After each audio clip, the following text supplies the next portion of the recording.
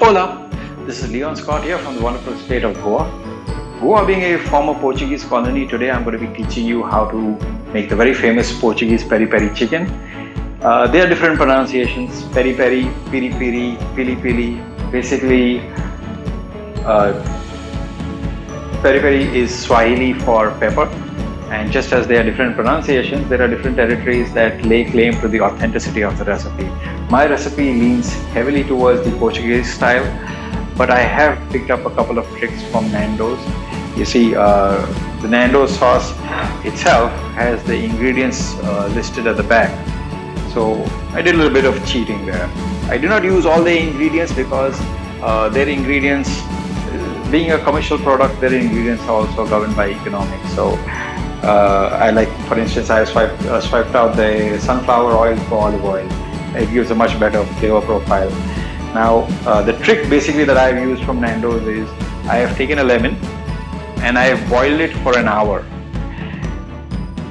And that gives it a very pickling kind of effect, and that removes any of the bitterness from the rind. So one boiled lime and an onion, that's the tricks that I have picked up from Nando's. The rest is a very Portuguese style, and let's just go over the rest of the ingredients. All the ingredients are important, but there are two main star heavyweights of this. The first being the peri-peri chilies. Here in Goa, the farmers call this the atom bomb. In the markets, it's just regular peri-peri chilies, and the other being the bay leaf. Those of you that are familiar with Portuguese cooking will know that bay leaf is a very key component in their cuisine. The other ingredients that we will be using here are the sweet chilies. If you do not have sweet chilies, you can use jalapenos. What I have done is I have deseeded and destemmed them, so that will remove any pungency from these chilies, because the only pungency I want are from the peri-peri chilies. I've used about 10 sweet chilies and 10 peri-peri chilies. If you want to reduce the pungency, you can reduce the number of peri-peri chilies. You can also remove the seeds from half of the peri-peri chilies, and that will reduce the pungency. Also, you can also just remember this, that the vinegar that we'll be using will also cut the pungency. And when you taste the peri-peri sauce, what may seem pungent, just remember, once you cook it with the chicken, a lot of the pungency will be lost. The other ingredients is one onion, the boiled pickled lime, garlic cloves, juice and zest of a lemon, rosemary, thyme, cayenne pepper, smoked paprika, peppercorn, rock salt. You can also use regular salt, but I prefer rock salt. It gives it a much better flavor profile. Gin. The actual recipe calls for either brandy or whiskey, but I prefer gin. Olive oil and red wine vinegar. You can also use apple cider vinegar. Both are good, but both have very different flavor profiles, and both the vinegars will give a different flavor profile to the overall marinade, but both can work. I've already destemmed and deveined these chilies. We're going to put all of these ingredients, but for the olive oil, vinegar and gin, we're going to put all of these ingredients into the grinder, make a fine paste, and at the end I will add these three liquids and give it a little bit of a whiz. We do not want to over grind it. Now that we've got a fine paste, I'm going to add in all the gin,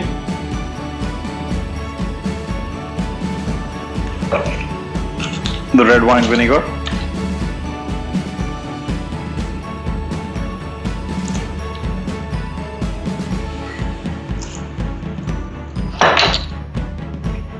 and the olive oil.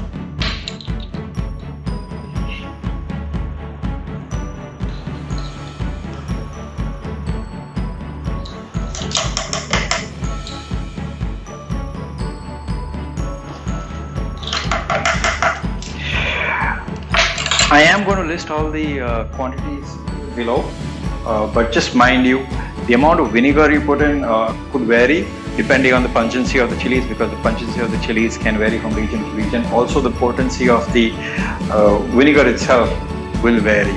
So I will give you the list of ingredients and the amounts to be used, but you have to use a little bit of common sense and adjust your flavors.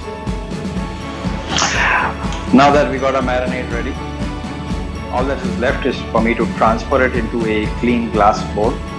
Make sure there's no water in it. What I do is I put a little bit of olive oil at the bottom, swirl it around in the bottle, then I put in my marinade and I top it with about a tablespoon of olive oil again, and that creates a vacuum seal over the top. And this marinade is good for about 3 to 4 weeks in the fridge. Now, some key notes to take care of is when you marinate your chicken, I recommend 12 hours, but a minimum of 2 hours. The skin of the chicken, you need to lightly open it and put the marinade underneath the skin as well as over the skin. The second is we will use rock salt to season the chicken, but we will season it just before grilling it. If you season it in advance, what will happen is you'll find a lot of fluid coming out of the chicken, and that will make the chicken a little tough when you cook it. And so when you put it right at the end, it also helps the skin crisp up and retain all of its juices. You can grill it or you can bake it. I bake it in a tray. Also, what I recommend is putting some parchment paper at the bottom, baking your chicken for about 20 minutes skin side down, and then you finish it baking it skin side up. Also, I recommend basting your chicken every 10 to 12 minutes. Usually I bake my chicken for an hour 10 minutes. You do not require that much of time to cook the chicken, but for the skin to get a nice crisp layer and nearly merge into the flesh of the chicken itself, I recommend baking it for that amount of time. Hi, now I'm going to show you how we marinate the chicken. I've cut the chicken into 5 pieces, the breast, 2 breasts, 2 legs with the thigh, and the back with the neck. Now I'm going to put lime and pepper on the chicken. I will salt it only just before baking it. Right now just the lime and the pepper goes on.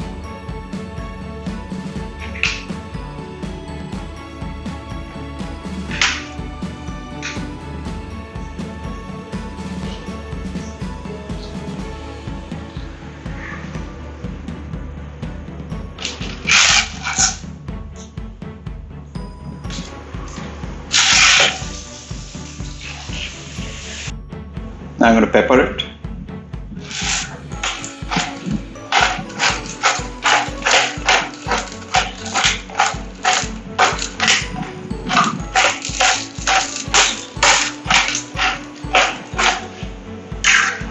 You're going to turn it over and repeat the process.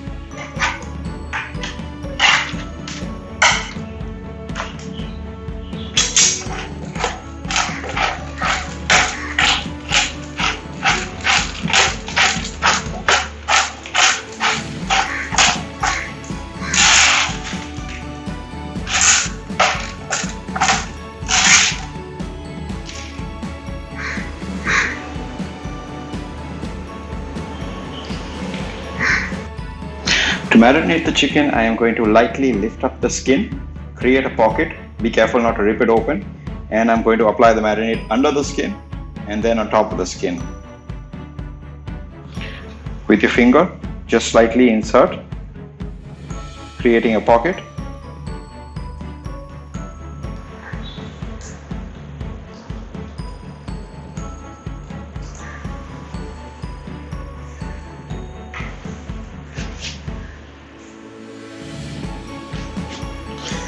We're going to apply the marinade. We apply it over the skin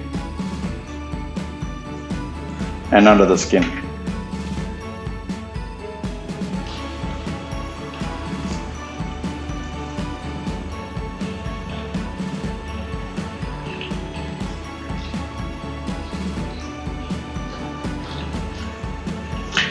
We turn it over and repeat.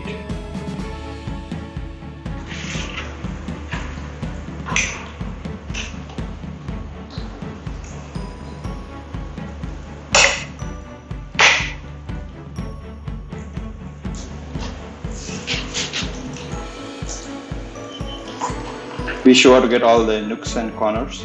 And I have marinated the chicken. Now I'm going to transfer it into an airtight container and marinate it up to 8 hours. I'll see you again once we get ready to bake it.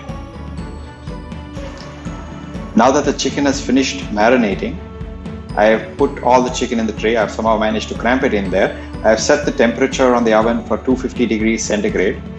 And I have now applied the rock salt on the chicken on both sides. I put the chicken in skin side down, and I'm going to bake it for the first 2 rounds with the skin side down. The temperature, as I said, is set at 250 degrees. As soon as the chicken goes in, I'm going to drop that down to 200 degrees. I've taken the chicken out for the first basting. I got my basting sauce ready. I've mixed a tablespoon of butter with about a tablespoon of the marinade, and I mixed that with a little bit of chicken stock. So I'm going to baste this, and it goes back in for the second round.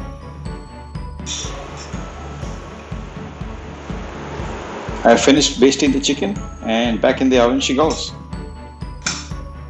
Minutes are up. Time for a second basting and to turn the chicken over. The underneath of the chicken has got a good color. I'm going to baste it and I'm going to turn it over.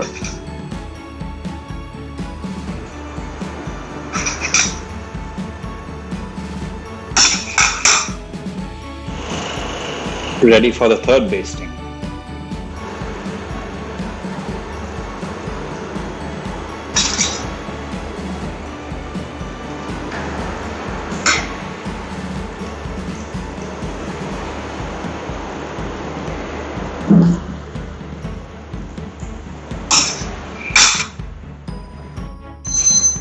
The fourth basting.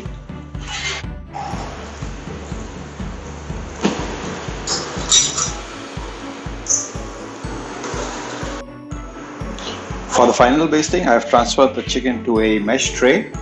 The tips of the wings I have covered up with some foil so that it doesn't burn. Now I'm going to put it in the oven. I just wanted to crisp the skin to crisp up. This is the drippings from the chicken. I'm going to transfer this into a vessel, mix in some of the marinade, give it a boil, and we will have a nice dipping sauce to go with this chicken.